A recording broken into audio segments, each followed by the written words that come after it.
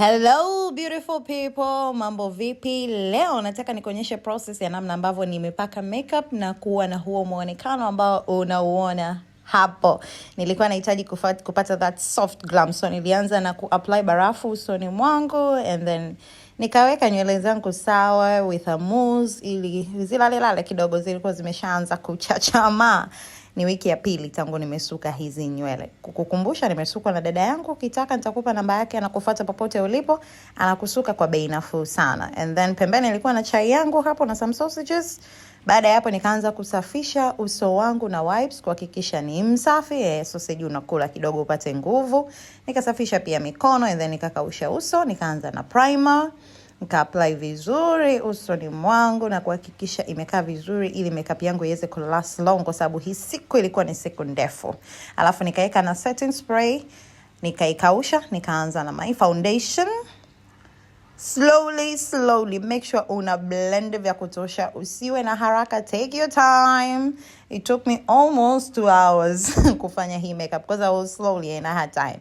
And then nikaanza kufanya highlighting and contouring my face. Mimi natumia foundation ambayo ni lighter kidogo kwangu pamoja na foundation ambayo ni darker kwangu kwa ajili ya kucontour pamoja na kuhighlight. Alafu natumia lipstick kama bronzer, compromisation and creativity. Okay, so tunaendelea ku blend everything. Hakikisha hakuna harsh lines. Usiwe na haraka. There is no rush. If you're in a rush, usifanye his whole process. Paka tu foundation, paka powder, go. But kwa sababu sina haraka, I had my time to blend and make sure kwamba kila kitu kimekaa sawa. And then paka the lighter foundation on my eyelids na kuiblend vizuri, alafu nikaweka setting spray, alafu nikaanza tap kidogo.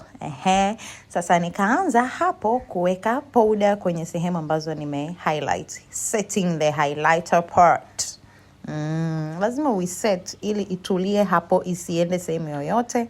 Nika set places ambazo nimezi contour, nika bronze everything kuhakikisha kinakaa vizuri. Na kama umenotice mimi nikichukua powder na ipitisha kidogo mkononi mwangu from the brush kwa ajili ya kuipunguza wingi wake na kuisoften up ili isiingie nyingi sana kwenye uso wangu. And then nikaanza kutengeneza jicho, lakini nikakumbuka kwamba nilikuwa sija bake, kwa nikarudi nika bake sehemu ambazo nime highlight ili pia ninavyotengeneza jicho kama chochote kitaanguka, basi kikianguka kwenye hii bake area ambayo nimeweka powder, nikija nikibrush off it is easy kutoa. So nilikuwa nataka a smoky eye and unfortunately nilikuwa sina ile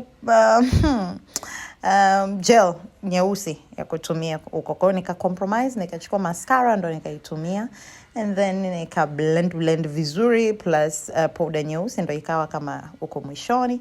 And then nikawa naeka mascara kwenye macho yangu kwa sababu kiukweli mimi sipendi kuvaa kope, zinanifanyaga nione jicho zito. Kwa I put a lot of mascara ili angalau kope zionekane. Nikapaka wanja wa chini ya macho and then nikaanza sasa kufuta hiyo powder ambayo ilikuwa nafanya baking. The baking process has already baked. The baking is baking. Alafu nika set my whole face. Mimi huwa nachanganyaga powder shade 2 ili kupata my shades. Sasa nikatumia mousse kwa ajili ya kuset eyebrows kwa sababu nilikuwa sina eyebrow gel.